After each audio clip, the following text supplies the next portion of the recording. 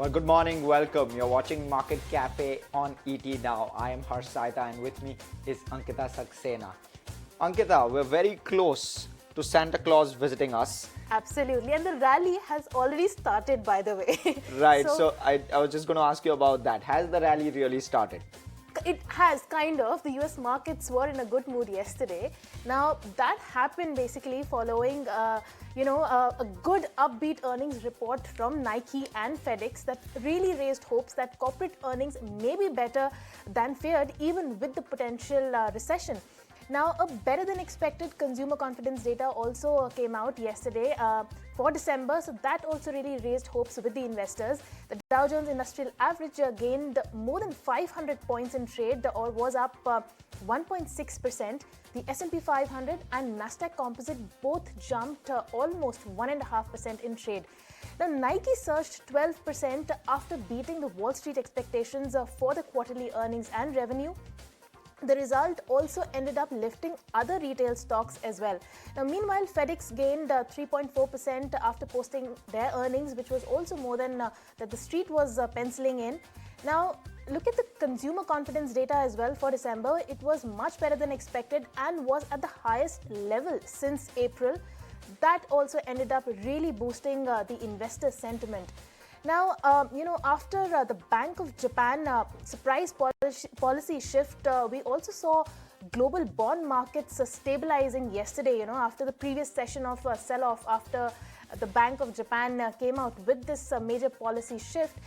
The yield on the 2-year Treasury US note dipped by 5 basis points to 4.2%, and while the yield on the benchmark 10-year Treasury note was trading at 3.6%.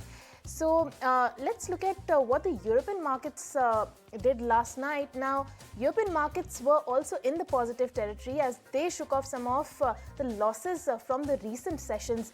The Stock 600 index closed up 1.7% higher, and all the sectors and major bourses were in the green. CSE was up 2%, and FTSE and DAX also ended the day 1.5% higher. So looks like it might just be the beginning of a Santa rally or a year-end rally that the market was expecting. So that was the roundup on US and European markets. Over to you, Harsh. How are the Asian markets faring right now? Well, Ankita, the Asian markets, as always, are buzzing on the back of the good rally in US markets that we've seen overnight. Also, we'll speak about commodities first. We are seeing US crude inventories fall more than anticipated, right? And that's led to a bit of a spike in oil prices. You can see that on your screen, nearly 3% spike on the Brent crude oil prices. So US crude inventories expected to fall by 1.7 million barrels, and it actually fell by 5.9 million barrels. This is according to US Energy Information Administration, the EIA. Also, on the other side, China's crude oil imports from Russia in November have risen 17% year on year, which means that Chinese refiners have actually rushed in to secure more cargo for oil, and that was, of course, ahead of the price cap imposed by the G7 and the EU embargo on Russian oil from the 5th of December. Also, comments suggest that OPEC Plus may continue to keep the supply tight. This is, of course, what analysts on the street are penciling in, but supply continues to be tight, and rightly so. If Brent is going to fall that much, and now you can see a spike on the back of this news. And lastly, a huge part of the US will or is forecasting to face heavy snow or a snowstorm that's likely to cause flight delays and impassable roads, already widening the supply which will be available for oil. So that will obviously reduce consumption, so that may be a bit of a relief on oil. But at the moment, oil is alive and buzzing, up 3% overnight. Right, thank you for the lowdown, Harsh. Now let's quickly look at the events to watch out for in today's trade. Now firstly, let's look at the global events that are to take place today. The US current account balance data, the US GDP data and initial job claims, a very important account of how the US economy is faring, is likely to come out today, and so is the UK GDP numbers that can be expected to come out today. So do keep an eye out on that. Coming to the domestic front, we have a board meeting by Ramco Systems that will be considering a fundraising, and the bonus X date is also here for Precision Wires and Zim Laboratories.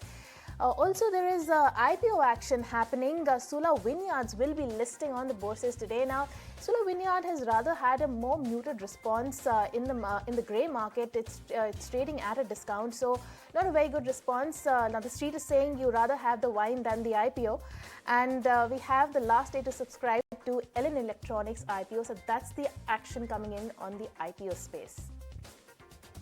Well, year end, and you'll definitely be having your wine, I'm sure, Ankita. We'll quickly move on to global updates. Well, hospitals in China appear to be filling up amid concerns about a fresh COVID-19 wave hitting the country, according to the World Health Organization. There is a little clarity now about infections and deaths in China. This is after the country largely abandoned its mass testing regime and narrowed the way it measures COVID mortality. And semiconductor maker Micron announced that it would reduce its headcount by about 10% in 2023. Micron Technology also forecast a much steeper than expected second quarter loss. The company also said it is suspending 2023 bonuses. Well, and Ukraine's President Volodymyr Zelensky landed in the US in what is his first known trip outside his home country since Russia invaded the nation. US President Joe Biden and Zelensky met at the White House for a bilateral meeting between high-ranking officials from both nations. Washington also announced a $1.85 billion military package for Ukraine.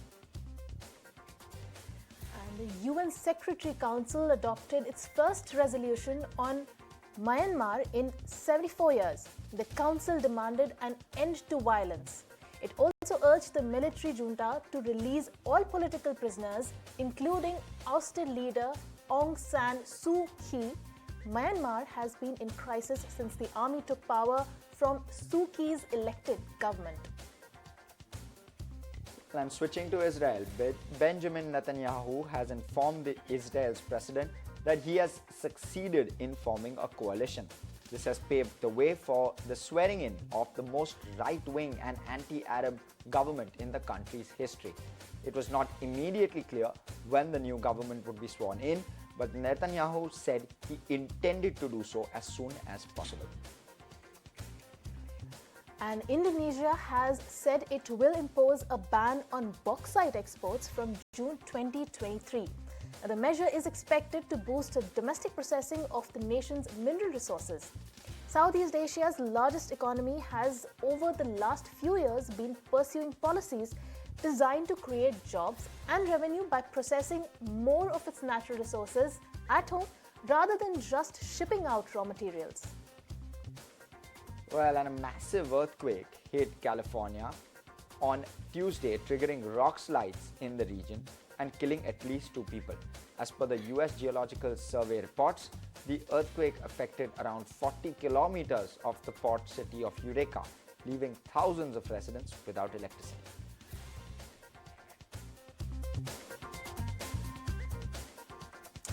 And moving on to some IPO news, what happens when you float an IPO without any profits to show your books?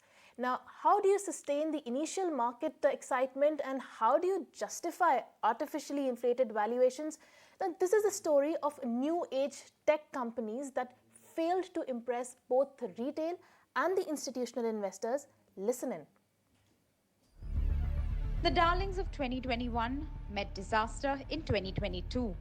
New age tech companies saw massive IPO subscriptions, sometimes up to 82 times. But the fall was quicker than the ascent.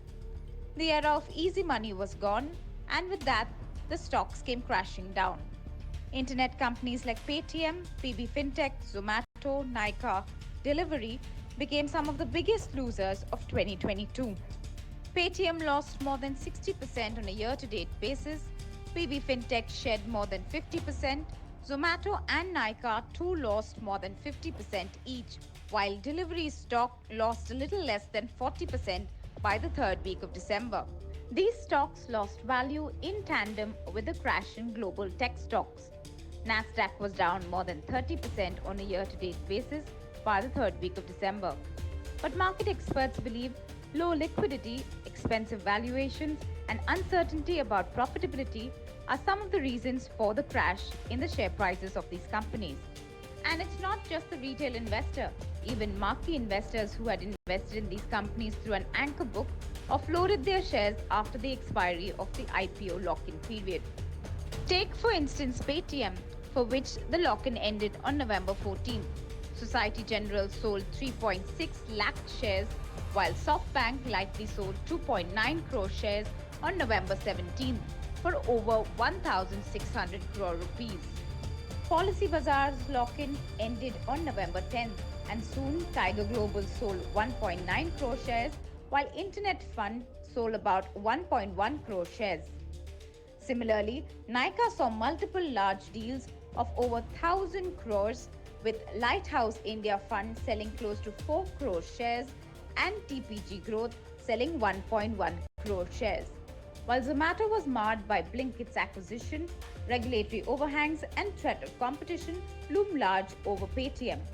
Nykaa too suffered from concerns over its capital allocation policy. Stocks like Nykaa and Paytm have also been under scrutiny for their corporate announcements on bonuses and buybacks. Nykaa changed the record date from the issue of its bonus shares from November 3rd to November 11, 2022. Touted as India's largest ever IPO at the time of its listing in November 2021, Paytm stock lost 75% of its value in the first year alone, making it the world's worst performing IPO in a decade. To arrest the fall in prices, Paytm announced an 850 crore rupees open market buyback at a maximum price of 810 rupees per share. The buyback, however, failed to cheer markets. Going forward, JM Financial believes these companies are focused on optimizing capital allocation and not investing large sums in non-core and experimental ventures. They add that while Paytm, PB Fintech and Zomato are guiding towards adjusted EBITDA level profitability between Q4 of FY23 to second quarter of FY24, delivery should break even by the fourth quarter of FY23. Well, extremely interesting, the ET Now special. But with that, we'll slip into a very short break. Don't go anywhere. Of course, Ankita and me are going to take you through all the domestic news on the other side.